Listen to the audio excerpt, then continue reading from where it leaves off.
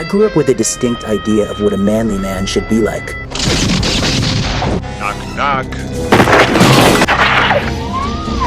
Men could fight, they shot guns, they smoked cigars, they reeked of confidence, and they always got the girl.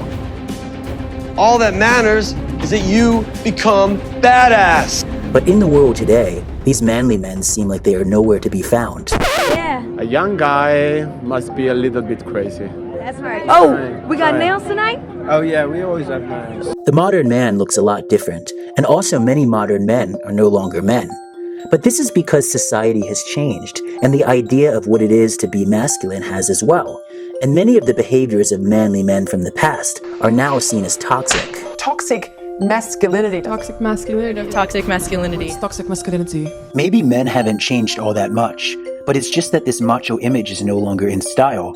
We also live at a time when it's much safer for men with gender dysphoria to come out. But actually, there is more to the story. So they took male frogs, gave them atrazine, 10% of them turned into female and produced fertile eggs.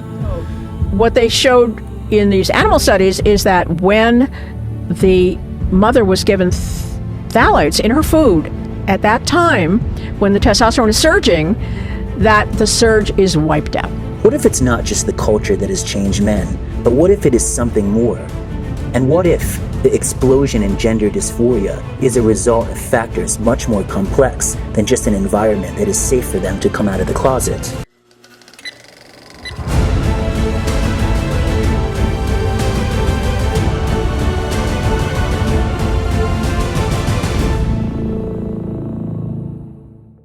I think what it means to be a man is responsibility. A man has to be efficient, competent. A masculine man is never a coward. The notion of masculinity is just something that can be possessed by man or woman. It's kind of tough to put a specific definition on masculinity, and it's the type of thing where we know it when we see it. But an easy place to start when talking about the decline in masculinity is testosterone levels. And the testosterone levels in men today are starkly different from those of our parents' and grandparents' generations. This study involving 102,000 men has found that men between the ages of 20 and 25 have observed a 37% reduction in testosterone levels over the past 15 years, my friends. This study referenced is actually from Israel, but similar results have been seen worldwide. A study of over 1,500 men in Massachusetts measured testosterone levels from 1987 to 2004 and noticed significant changes, even after controlling for age and lifestyle habits, much like the Israel study. A 2013 Finnish study observing cohorts from 1972, 1977, and 2002 also observed similar results. Another US study and Danish study both showed a similar drop in testosterone levels, but after adjusting for BMI, the studies showed no significant changes, suggesting that lifestyle changes and unhealthiness are responsible for these drops. Besides testosterone levels, a global study on sperm count showed almost a 60% drop from 1973 to today. There was also a study that measured grip strength of men in their 20s and concluded that the men in this age range in 1985 were significantly stronger than the men in 2016. It's impossible to talk about this topic without talking about the growth of the LGBTQ community, particularly transgenders. This raises the question of whether there is a correlation between the drop in testosterone levels and the rise of gender dysphoria. He's gonna show us around and let you get a first-hand look at real all-American Joes doing what they do best. I want all of you to say hello to the Simpsons. Hello! Many studies have been done where gay men were given testosterone to see if it turned them straight, but it actually only made them more aggressive. We know that testosterone levels decline as men get older, but that doesn't cause older men to want to change into women. So testosterone levels are not related to gender dysphoria, unless we are talking about in utero. All babies are female in the first 8 weeks, but then males are created by the Y chromosome, so they develop male characteristics in both the gonads and the brain over the next 16 weeks. Because of this, a common hypothesis is that testosterone is like fuel for the development of these male characteristics. It's believed that the index to ring finger ratio is an indicator of prenatal testosterone levels, so an Iranian study measured this ratio in 104 trans women and compared it to a control group of men. There was a significantly lower ratio in trans women than the control group. However, these results haven't been replicated in other studies.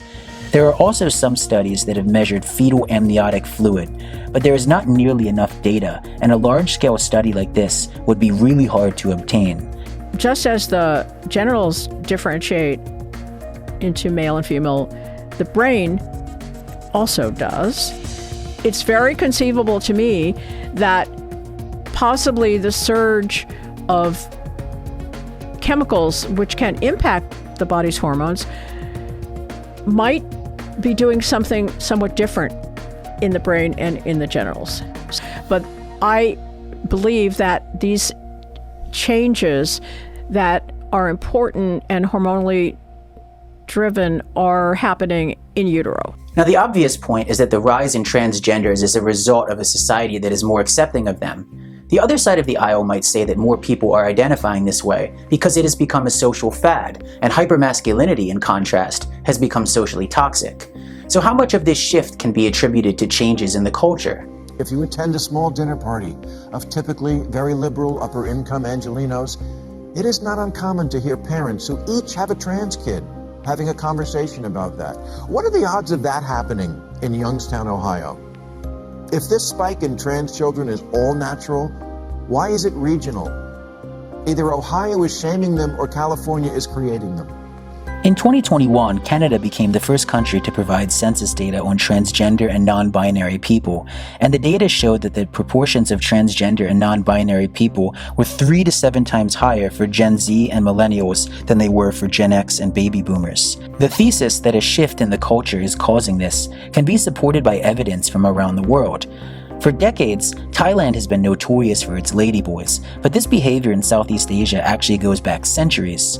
Zhou Daguan was a Chinese diplomat who wrote the only surviving first-person account of the Khmer Empire, and he describes the behavior of cross-dressing young boys trying to seduce older men in the 1200s. According to many Spanish accounts, the pre-colonial Philippines were filled with feminized men called bakla. The Bugis people of Indonesia believe that there were 5 genders. In conclusion, many Southeast Asian cultures have had a much different conception of gender going back at least hundreds of years.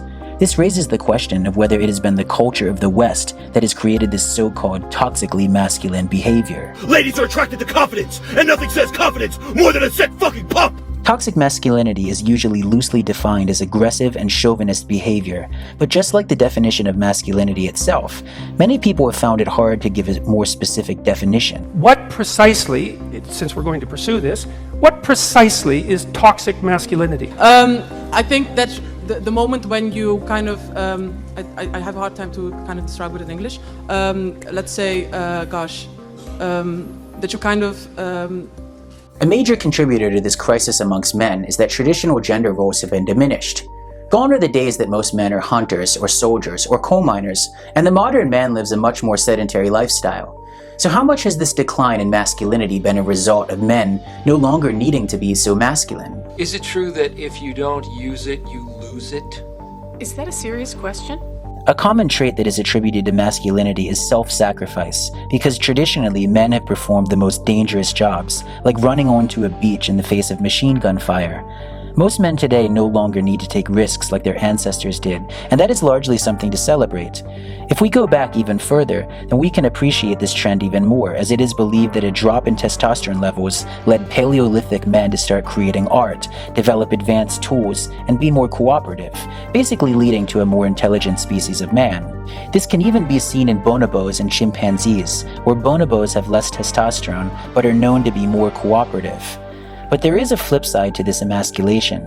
Many people believe that masculinity works in cycles, as strong men make good times make weak men make bad times, and bad times make strong men.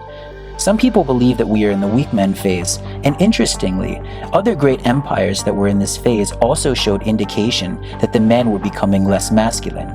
They showed this in their art. Historically, the movement toward androgyny occurs in late phases of culture. And you can find it again and again and again through history in the Greek art. Okay, you can see it happening. All of a sudden, okay, there's a kind of the sculptures of handsome nude young men athletes that used to be very robust. Okay, in the archaic period, suddenly began to seem like wet noodles. Okay, there's been a major cultural and lifestyle shift. But what about the possibility that there might be something in the water? The first person to publicly bring this up was Alex Jones, of all people. I don't like them putting chemicals in the water that turn the friggin' frogs gay. This now infamous frog study that was published in 2010 at the University of California subjected 40 male frogs to a chemical called atrazine for 3 years, and the results were shocking to say the least. 75% of the frogs had developed feminine characteristics, with 10% of them completely transitioning into females. Similar effects have been seen in exposure to other chemicals by other animals, such as alligators in Florida being exposed to the chemical DDT, or minnows in Quebec being exposed to wastewater chemicals. Because these endocrine-disrupting chemicals have caused sex changes in animals, several studies have explored their link to intersex births, better known as hermaphrodites, as a Scottish study and a French study both showed significantly increasing rates of these cases. Besides atrazine and herbicides, many of the chemicals causing these changes are types of phthalates, in particular BPAs, which are chemicals used to make plastics more durable. BPAs are found in lots of things, such as packaging and PVC pipes. According to the National Institute for Safety and Health, manufacturing workers have roughly 70 times more BPA in their urine than the average adult, because they are so frequently exposed to these chemicals. But people in many other professions are as well, such as service industry workers and farmers. If you look at sperm counts and testosterone levels in males in different areas of the United States, they are significantly lower in areas where there's a lot of pesticide use, in rural areas where there's a lot of farming and pesticides. Things like plastics that have BPAs may be a concern. Drinking water may be a concern, but the most serious or enriched source of BPAs are things like printed receipts. There might be something in the water causing hormone changes, but there might also be something in the food. A common slur for a weak man is a soy boy, but what's interesting is that this slur actually has some scientific merit. Or does it? People call weak men soy boys.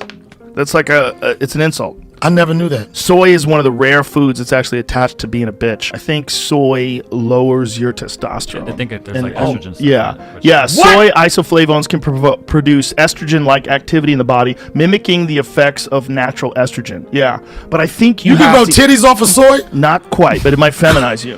For a long time, it has been believed that soy feminizes men by increasing estrogen levels, but a series of recent studies have all debunked that idea. But there are some foods that do lower testosterone, such as flaxseed, licorice, and foods with trans fats. In general, a higher level of body fat will create more estrogen because fat creates an enzyme called aromatase that converts testosterone into estrogen. This surge in estrogen is potentially a reason that women are getting their periods so much earlier in life, as the average age of puberty has dropped over a year since the 1970s. We can see the effects of this by looking at geographical differences in testosterone levels, as a global age and BMI-controlled study showed significantly higher levels in older men from Japan and Hong Kong than their US and Swedish counterparts. A study in Taiwan showed that people in the country who eat primarily Western-style food, such as bread, dairy, and desserts, have much lower testosterone levels than those who eat more traditional Taiwanese food, such as noodles and dark green vegetables. Another staple of Western diets is red meat, which would seem like a manly food, but it's actually quite the opposite. A lot of the meat that you're eating has hormones in it, okay? Those hormones aren't testosterone, okay? A lot of times it's estrogen, so you're eating estrogen, okay? You're eating antibiotics, which kill the good bacteria in your gut. So eating a lot of meat, which is also going to contribute to this gut, because meat just doesn't digest like veggies do. And so it's going to make this gut bigger. As this gut gets bigger, it's going to produce more fat. More fat is going to produce more estrogen. So is it the culture causing this decline in masculinity? Or are these changes due to chemicals that we are exposed to? Well, both of these things are probably true, but the real question is, what would these changes mean for our society moving forward? People on one side of the aisle might not want to admit that gender dysphoria is partially socially motivated, but people on the other side of the aisle might not want to admit that gender is actually a bit more complex than just male and female.